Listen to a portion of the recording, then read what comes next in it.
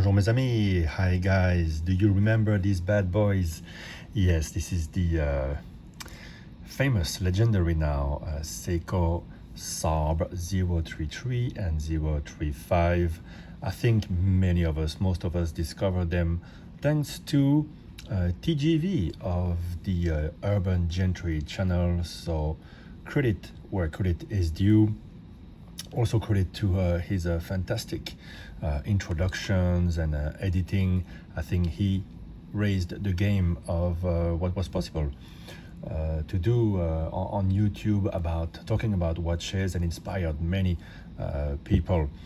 No matter what you think about the guy personally, I think it was a great inspiration for many of us, and a great inspiration for purchasing some of the watches that he liked, including these ones. And yeah, to this day, these are such sweethearts. And I've been keeping these two nice and clean in storage, and once in a while I visit them, and I decided to pull them out and wear them a little bit, and it is such a thrill. And if you're on the fence about buying a Grand Seiko, look these up, because it's got the vibe, you know, the same vibe, and there are actually a Grand Seiko models that look very much the same. So let's rediscover a little bit the things that we loved then and still love today. And let's start for once with the innards. You know, the 6R15. You know, Seiko moved to a longer power reserve, the 6R35, which is in general not at all adjusted, regulated, while this one here, after all these years, is still right on the money. Always been super accurate, and in general, the 6R15s that I've had a great experience with, and the 4 or 5 other 6R35s that I've had recently were all over the place by a long margin. So that's the first thing. And for $300 back then, it was pretty good movement. What I like about the movement is that when you set it, unlike many high-end watches, there is no jitter. Let's put it right here. One detail is that the minute hand, the way it is outlined with a little white line in the middle, you can line it up exactly with the minute track on the Reho, the Rehout, which is a fine detail that I appreciate. And let's look at it when I restart the watch. No jump, no jitter, which is not something you can say about even $20,000 watches, even Patek watches. And you can find that throughout the whole range of Seiko caliber, something that I've always liked. Something that I like here, you have the color-coded dates, especially the black one, while the 035 reference has a white date, which contrasts a little bit with the dial, which is actually cream, not white. Both have their charm. I wouldn't know which one to pick, so that's why I bought the same. And when I did, it was right before they got discontinued or right after, and you could get them free shipping from Hong Kong for like less than $300 US. And last I checked, the used ones go for $500. So it's a bit of a shame, but it's still a great watch to pick up. I don't feel so fond about the Presage that came afterwards. I think these were JDM models, or Japanese domestic models that became famous abroad, and there was just something extra to them. For example, you see the beautiful case, not that different from the case of the Grand Seiko Snowflake, in the sense that it has a bit of a banana shape, and then angles down here towards the bottom of the watch. You have the beautiful polishing on the side. And what makes a big difference with this watch is that you have the extra satinated layer over the lugs of the watch and continuing all around here at the bottom portion. It is such an unusual design and really nice, and the bracelet for once marries perfectly with it. The satination is the same, and then you have a recall layer of the polished section along with the working along with the rest of the watch, polished as well on the side of the bracelet. Yeah, the bracelet is never the best thing about the Seikos, but frankly this one works well with the watch, looks good, performs okay, and it's very easy to put on. The clasp never caused me any trouble. You have one bit of adjustment here which can come in handy in the summertime.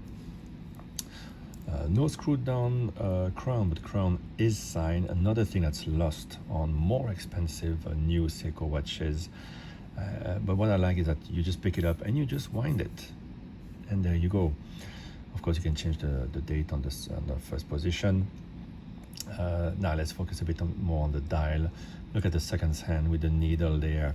Another great design, and I like that you have sufficient lume on the hands and on the inside of the indices. Zooming a bit on them, and it's Seiko lume. Although it is not applied to a large surface, it lasts all night. Much better than Superluminova, I find. So yeah, lovely hand. We talked about the little white outline that allows you to really set the time precisely. The writing on the dial is nice as well, with the Seiko logo there applied, and I always love the font of the automatic. It makes a little difference. It's a little pleasure. And you have the number of jewels, Japan 6R15. And yes, we have the minute track. Also, it adds something special because for all the graduation between the minutes, the 4 extra graduation between each minute, I think it adds something to the look of the watch. Also on the cream version, which has a great reflections as well, and a look of its own. Which one? I think usually I would go for the black first, but the cream is very pleasant, and you can see how much it reminds you of the snowflake from the side here. Yeah, really great, and not too thick. You do feel a bit of that you have a watch on the wrist. It's not ultralight, but it feels just right. It's only what is the dimension again? 38 millimeters. Let's take the calipers. I think it's between 38 and 39.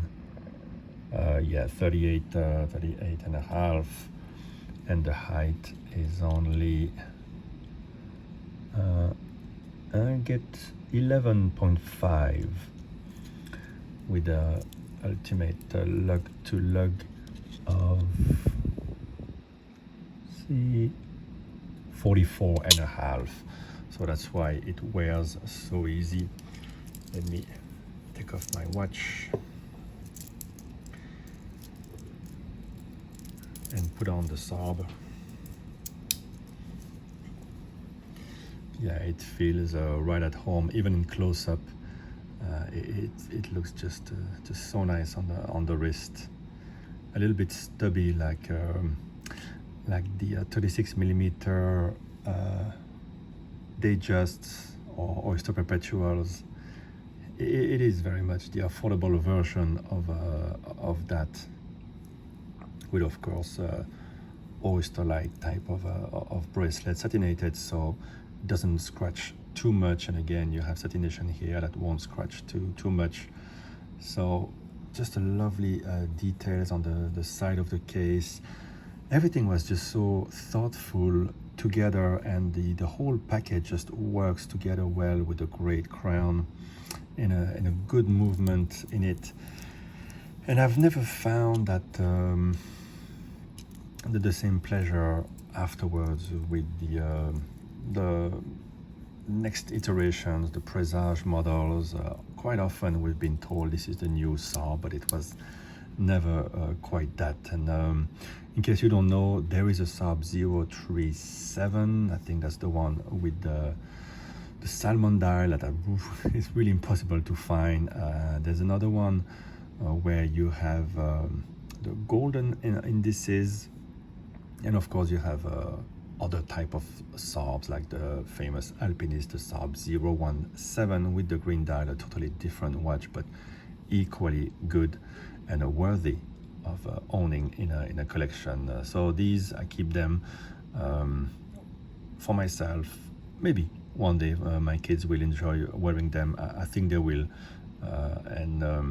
Yeah, already a recent history has proven that Seiko has not really improved on this model. So hey, maybe you can still look for them, get lucky, and find one of the SARB 033 and 035. I hope you've enjoyed this little feature.